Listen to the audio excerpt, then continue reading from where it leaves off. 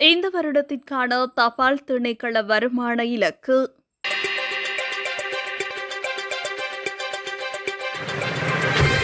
தபால் திணைக்களம் இந்த வருடத்தில் 15,000 மில்லியன் ரூபாய் வருமான இலக்கை இலகுவாக அடைய முடியும் என சுகாதார மற்றும் ஊடகத்துறை அமைச்சர் நலிந்த ஜெயதிச நம்பிக்கை வெளியிட்டுள்ளார்.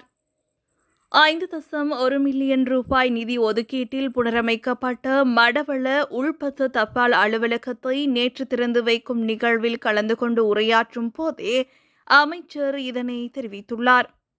கடந்த வருடம் தபால் திணைக்களத்தின் முன்னேற்றத்திற்காக சுமார் 2,000 மில்லியன் ரூபாய் ஒதுக்கிடப்பட்டிருந்த நிலையில் 13,450 மில்லியன் ரூபாய் வருமானம் ஈட்டப்பட்டதாகவும் அதன் அடிப்படையில் இந்த வருடம் 15,000 மில்லியன் ரூபாய் வருமான இலக்கை எட்ட முடியும் என்றும் அவர் குறிப்பிட்டுள்ளார்.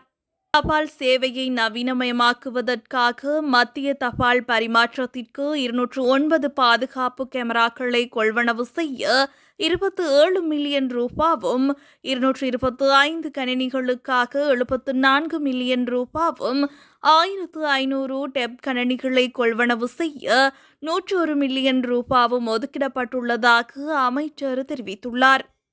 மட்டக்களப்பு பொலனறுவை மத்திய தபால் பரிமாற்றகம் மற்றும் தபால் தலைமையகம் ஆகியவற்றில் 24 மில்லியன் ரூபாய் செலவில் சூரிய சக்தி உற்பத்தி அமைப்புகளை நிறுவ நடவடிக்கை எடுக்கப்பட்டுள்ளதுடன் பொலனறுவை தபால் தொகுதியில் அந்த பணிகள் ஏற்கனவே நிறைவடைந்துள்ளதாகவும் அவர் குறிப்பிட்டுள்ளார்.